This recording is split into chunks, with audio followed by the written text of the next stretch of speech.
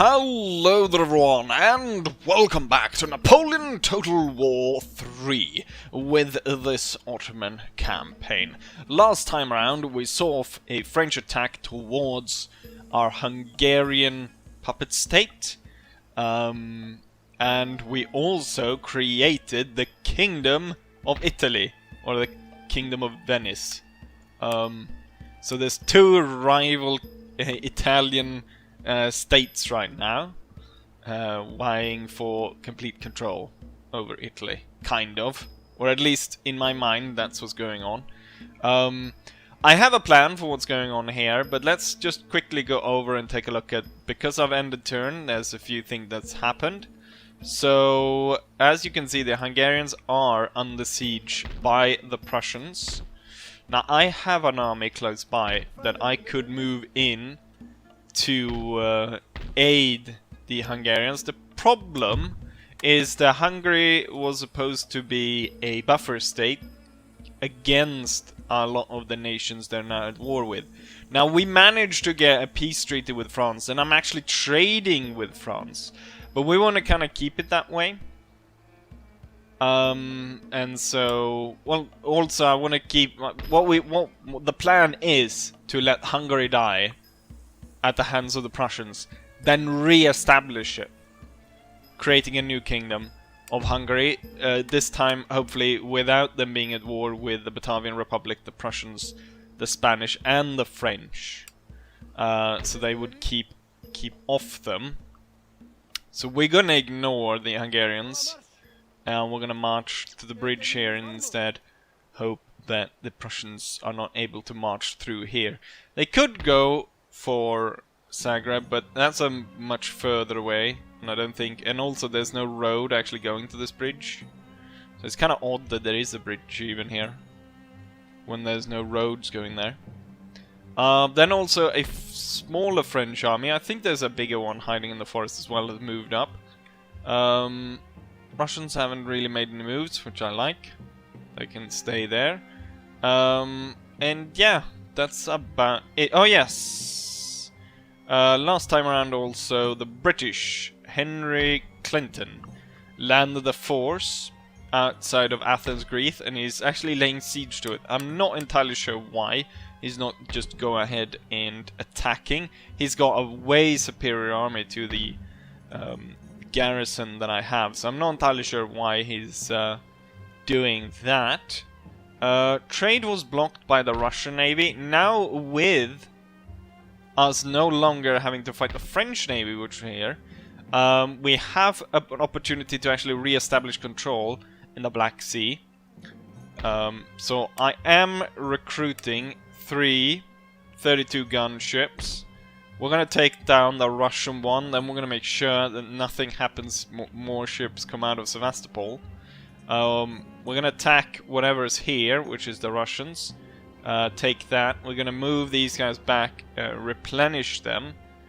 Or maybe not actually, might be just as well to keep them here.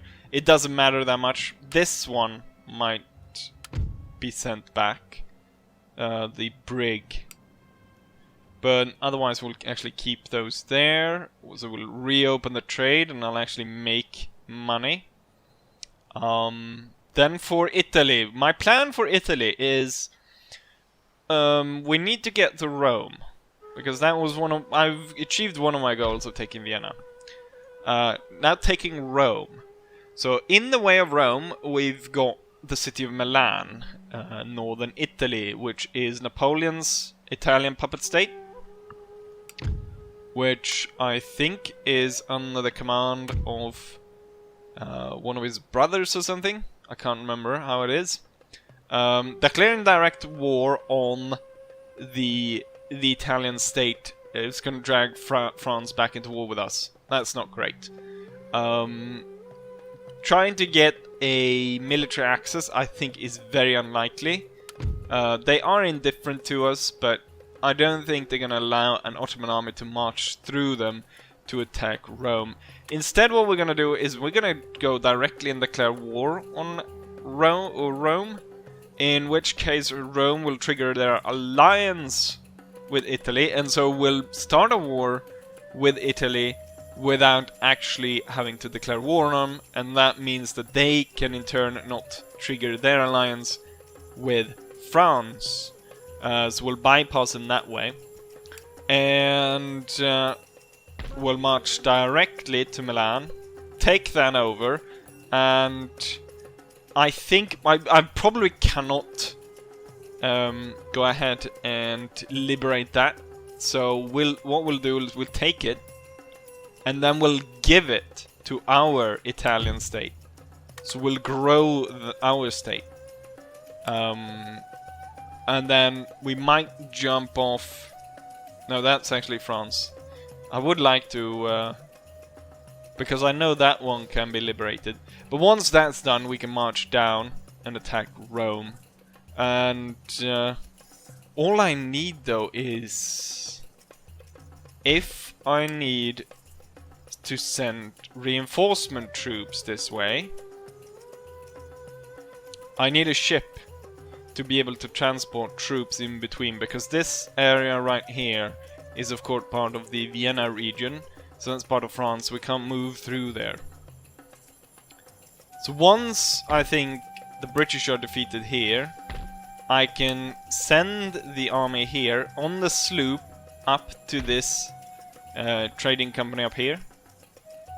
We'll actually take a trip over there now just to make sure that there's no ships in the way here. And then we can travel back next turn. So we saw that there's nothing like hiding here. This port is still on fire. Oh, the Spanish are repairing it. Would be nice to actually attack. A two-pronged attack on Rome. This army would go for Milan. Once, hopefully, I'll defeat this one. And this army is put together with these. Then these guys can land, take back Naples, and then march north, take Rome. And suddenly I am in control. I'm gonna be in control of the entirety, more or less, of Italy, with a buffer state on the top, protecting from any snakes to crawl down what will essentially become a my boot. So that's a pretty great plan, I think. What we're gonna do today is we're gonna defend Greece, or the capital of Athens, against a much superior British force. So they have a lot of these... they have a lot of normal regiments of line. Now they're really good. They also have the expeditionary, which is a little bit better than the others. Just slightly. All the British troops are really good. Then they have a special unit, the Inniskillens. Pretty good unit, 25 accuracy. What we're banking on is, as you can see, they have a lot of cavalry. Cavalry will be easily dispersed if I play my cards correctly. And then infantry can be handled accordingly. Now, the good thing about the army here is that I've got a lot of cannons, which means canister. And canister can always win the day. But with all that cavalry, I can imagine that they're going to do similarly to what happened in, if you remember back when I think it was the first battle against the French, where they had this huge battalion of heavy cuirassiers. So they sent smaller unit first to wipe away all the spikes, and then lastly they sent in that to just steamroll straight into my thing, into my defensive fortification. So I imagine they're gonna do something. The British are gonna do something similar. That they're gonna send the light dragoons one by one to clear away spikes, and then they're gonna charge in. So that the heavier guys, the British dragoons, dragoon guards, the King's German Legion dragoons, and charge them in and get rid of my cannons. And without canister, then this very pitiful force in terms of my infantry is not really going to be able to stand up. With all of that said, let's actually try and achieve that on the battlefield, which might be easier said, will definitely be easier said than done. But hopefully luck is on our side and we'll get to keep the Greeks. I have elected to go ahead and build a single line for my fortification. So as you can see, and I've also put the cannons, the howitzers up front rather than place them in the back. Because I'm hoping these guys, as they can fire canister too, the extra canister and also the fact that there's cannons in multiple locations mean that the cavalry won't be able to focus in on one part and basically silence my canister. We've been able to put spikes up front, so there's 2 rows, and these rows are there's 2 lines of spikes in each of these rows, really close together. So that should hopefully stop the enemy. I'm not entirely sure. The enemy deployed all their troops here in a big clump, and they allowed me to send this armed populace right up to their general and shoot him. Now this unit is going to be completely killed off by the enemy cavalry, but with that we kind of mark the start of the battle. I've hidden 2 armed populace out here, they're hidden so they will kind of throw the enemy off if they actually decides to attack. And I've placed the troops, as you can see. One of the things which I was a little bit worried about is none of my units can form square, and so placing all the spikes in front will ensure that cavalry won't come through the center. But as you can see, it might very well be worse, because this unit looks like it's about to flank us. It looks like the cannons are targeting that one. Definitely looks like that one is about to flank. Maybe not, actually. We'll send the general, because I've got militia out here. They're coming in from an angle, so they'll still ride onto the spikes, I'm hoping. Kinda not. They didn't actually ride onto the spikes when they came in from an angle like that. Luckily, the cannons only lost 4 people, which is not that bad. And they're soon back in action, while the enemy lost half of that unit. And we've lost barely any troops. Looks like we're keeping that canister, because they're gonna send another one. So they're gonna come from an angle there, which seems like an odd way to attack. No, this one's gonna go... He's gonna go a little bit different. He's gonna definitely ride onto the spikes.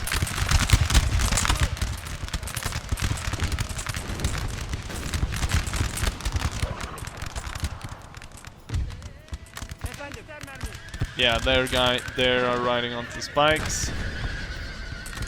To the point where most of the unit is annihilated, and they're definitely not going to come back.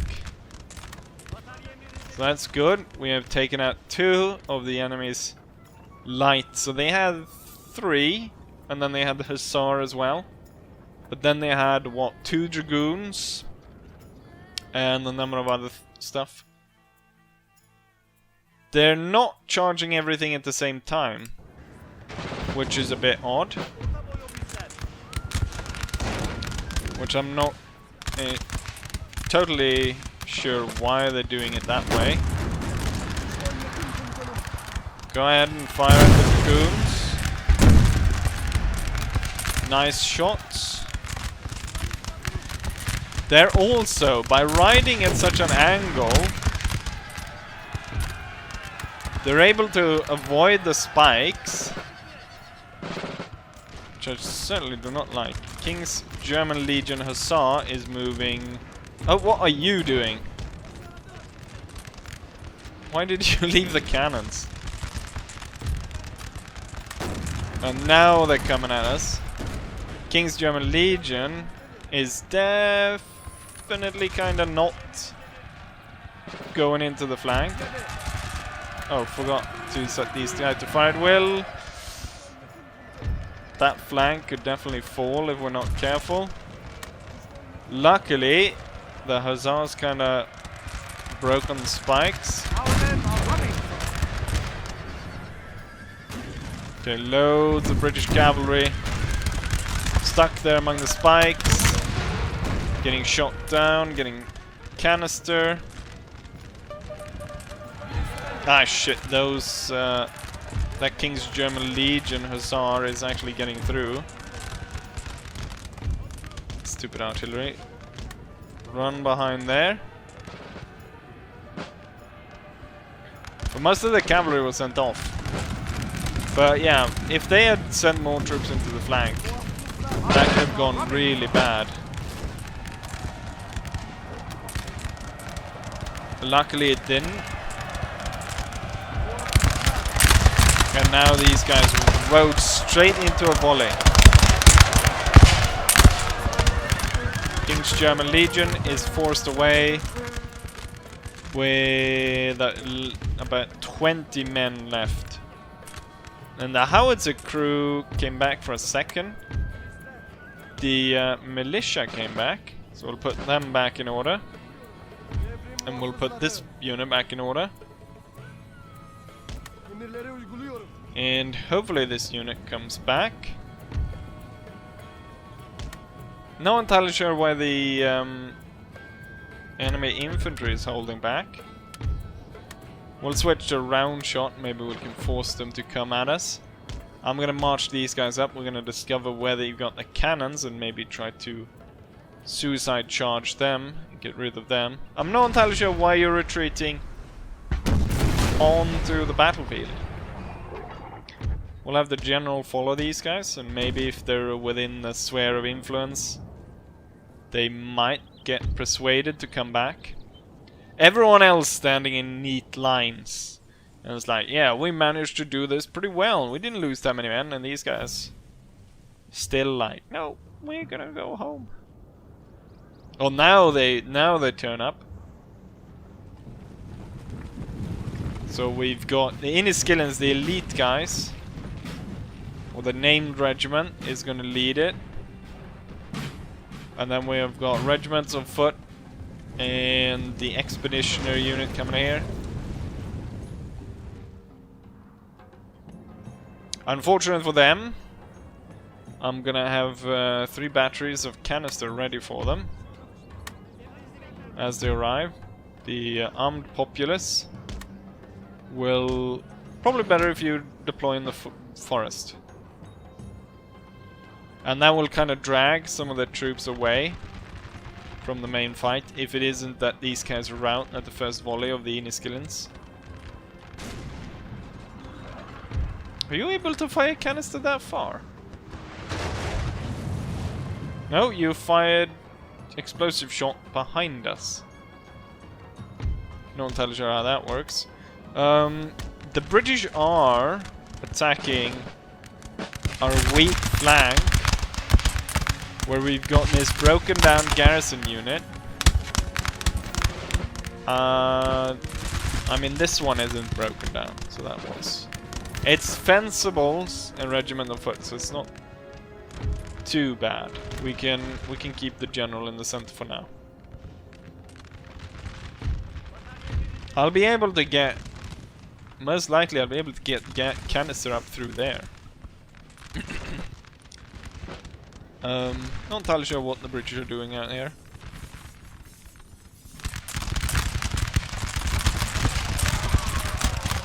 Well, now they started opening fire at close range. And armed populace certainly not happy being under fire by the very, very deadly British volleys.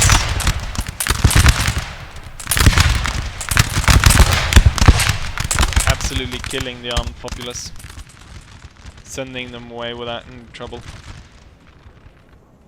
And we're under slight trouble here as well, where the elite accuracy and fire rate of the British is actually taking a toll on us, even though we're behind cover.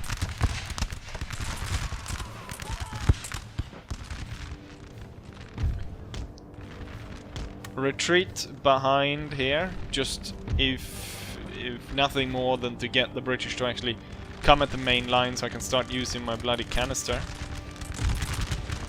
We can speed it up a little bit. Or if my armed populace is leading the British into a flank attack.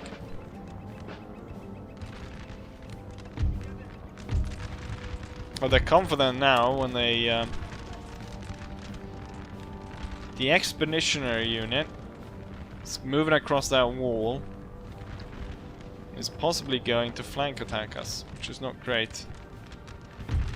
I don't think they'll be able to charge through the cannons over there, so I'm gonna get you over here. And if they continue... What are the British doing? They're running about all over the place.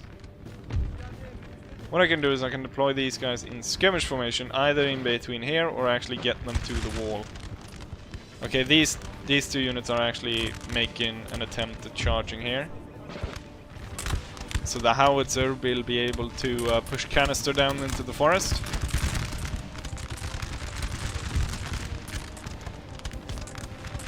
And now these guys are coming at us. Oh yeah, they're definitely trying to flank. What we'll do is we'll put these guys on the wall. Get these guys behind the cover. The armed populace can as well probably join behind the wall at some point. They're marching up through the center. What I might do is we'll actually pull this one back and hoping to drag the enemy closer to our cannons. Are you firing canister now? Yes, they are. And I'm hoping these guys get on the wall pretty darn soon. Oh, not as close as...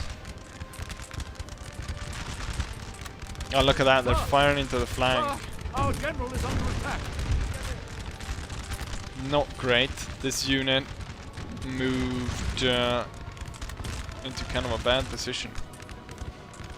Okay, they're coming closer in the center. We're gonna tell them to... What we'll do is we'll get these guys in skirmish formation out here. And then the armed populace will stand behind the wall. Canister is now cutting up these lines here, which are moving out. They are charging towards the center now. But we got 6 cannons to respond to their charge. Plus they are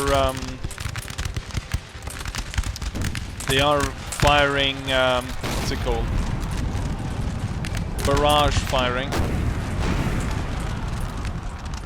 So the British are certainly not coming through there. We'll add on to the armed populace. And these guys will hopefully get into order there and start firing as well. So we keep that under control. So all the units in the center are definitely not going to go anywhere.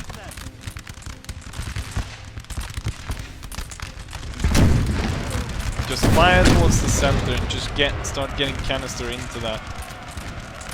Inniskillen is leading a charge, that's not good.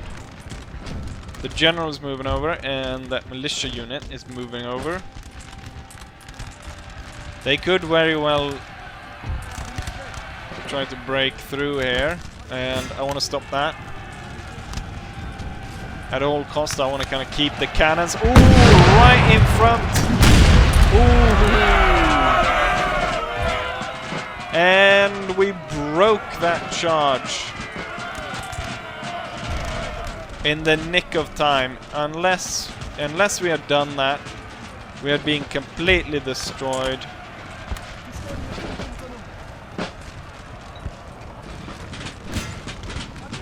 Oh, and all the British troops there are actually retreating now. They're coming again at the center, but that's not going anywhere.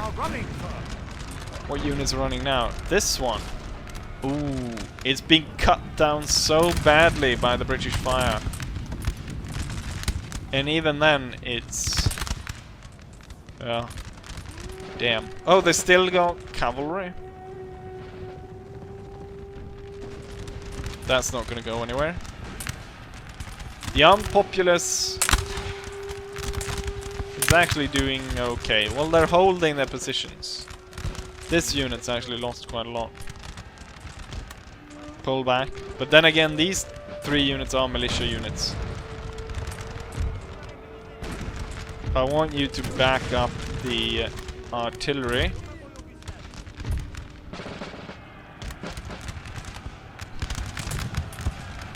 The British are coming again. I think, yeah, we're just in time to get a reload in. This one's the one we're going to break them. However, we've got another regiment of foot moving forward. The cavalry is not going to get through. There's too many spikes. And the cannon managed to get another set of canister on. The cavalry guy rode right in front of that last one. Soaked up most of the bullets, and the British troops in this region are pulling back. Same with the guys in the center. I'm just gonna move this one back here and allow this one to march into the canister. You've got some time to think about what you did, and I can move up again. Okay, dragoons are back. Yeah, now the canisters start flying this way. And that will definitely be enough to send those guys packing. And then I want you to fire canister towards this to send the cavalry away.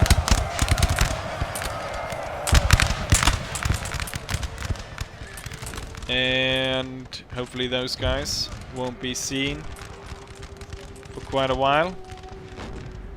13th Regiment of Foot is still out there in the woods. Surprised that the guys out here actually held as well as they did. This regiment was sent off. You guys will switch to round shot. You will move back to your position. And then I don't think this one's needed anymore out there. So we'll start focusing on how to take out this one unit. And given that the front is holding, and this unit's kind of holding now, the general is going to come and support.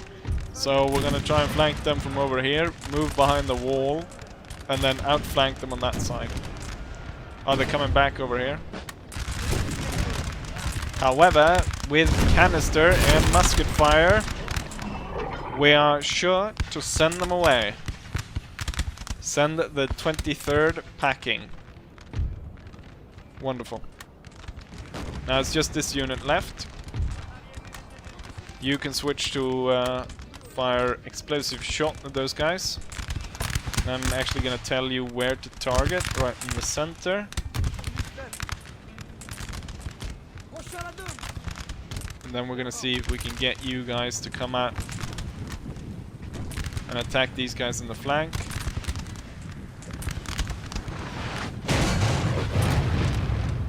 They're reorganizing to face these guys. Oh, and they realize they're surrounded, so they're gonna go ahead and charge down the armed populace. Which, I mean, if they'd done that earlier, that would probably have worked. Because the armed populace is utter crap. But now, since they did it so late, we actually got them. And now the only thing that's left is that battery, the forgotten battery. As I have to march out and get. But obviously at this point the battle is over, so we'll see if we can actually switch back to the campaign map, get that one turn going, so that I can see if the Prussians will actually end the siege by charging at the Hungarian capital. We lost 1,300 men, while the enemy lost 2,000, so there's still 1,000 British left. increase. So it's gonna have to deal with that. They're probably gonna burn down the port and the vineyard. I can't really charge after with the troops I have, but I will be quickly able to... not only am I about to receive more troops, I am quickly able to replenish the losses, and the British are in a weaker position. They even lost 3 units entirely destroyed. So it's looking good in this region. I want to end turn so I can see if these guys go ahead and delete the Hungarians. Hopefully what they do is they delete the Hungarians and then they move away to allow this army to quickly just go in and snipe cap it. I'm gonna go ahead and end turn and we're gonna see what happens. We're back after that end turn, and as we can see, the situation is as follows. The Hungarians obviously lost. They didn't have that many troops and there was a lot of Prussians. The Prussians actually continued after the battle and they tried to push past the bridge, but we kind of know what happens when you try to push through at the bridge.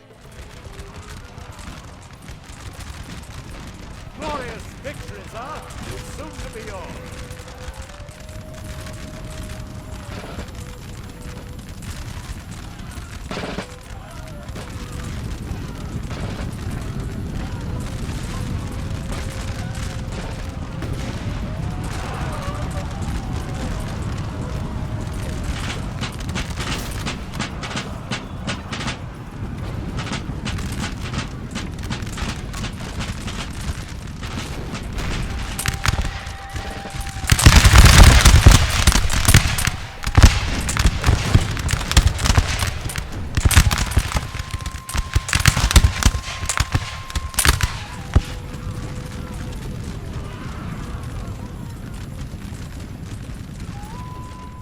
Something like that happens. Most likely, I think I will be able to force my way all the way through here and take it back, recreate Hungary. The big problem, however, is that France once again has declared war on us, which means that I lose a lot of the trade that was going that way, and I lost the trade that going to Hungary and so forth. So at this point I'm going minus 5,800 a turn, which is not that great, and the 43,000 that I got from looting Vienna has eroded rather rapidly. Now, I have recruited a new general from the capital here, and the army from the capital is now out marching and should be able to join down in Greece within 2 turns. Hopefully after that they will be able to get on this ship and then move across, jump across over, and once again land in Naples and attack from there. And we can keep the attack of the British away from our lands. Now they're already sending another one under Sir Sidney Smith. Sir Sidney Smith? I recognize that. I think Lindy Beige did a video on him. With his dealings down... Well, I remember most of the earlier part of the video where he's out helping the Ottomans and stuff. But it's a bit all over the place. It's kind of an interesting story, as I recall. We still have Henry Clinton as well. So this area is definitely needed, or need in reinforcement. Now it's going to get a load of troops that recruited. Thing is, I'm not going to be able to afford a lot of this very soon. So we need to change this rather rapidly. I'm sending these troops down here to deal with that. This army needs to be moved into action. So I'm wondering if, not just to gain some cash, we could see about looting Innsbruck just to save our armies a little bit. It's a bit of a gamble. Okay, so we want French full stack under the command of Joseph Antoni Pontonowski, so it's some kind of Polish guy. We've got artillery, some stuff, quite a lot of troops here.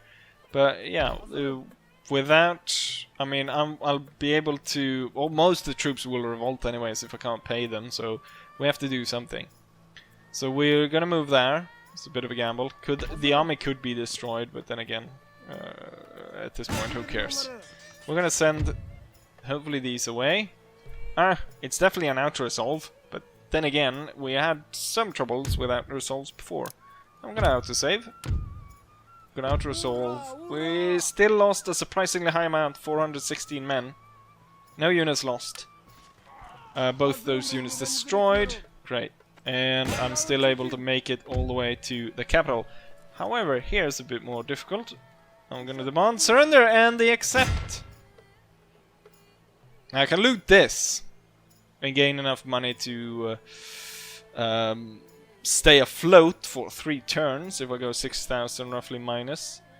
But I rather have a buffer state called Hungary. Wait a minute. What deja vu is this?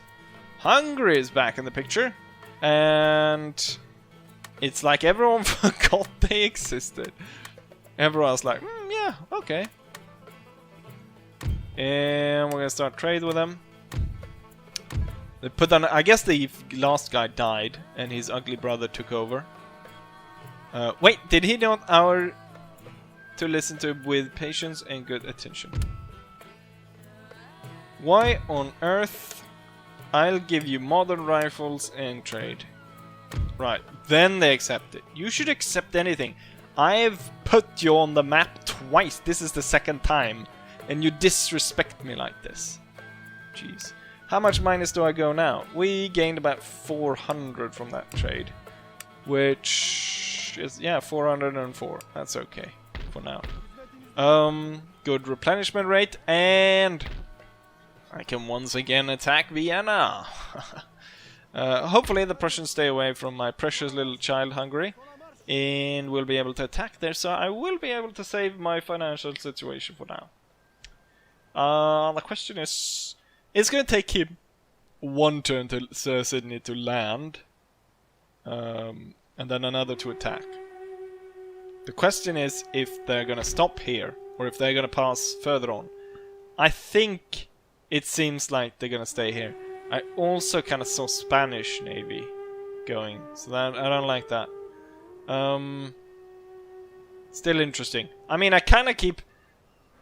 I don't know.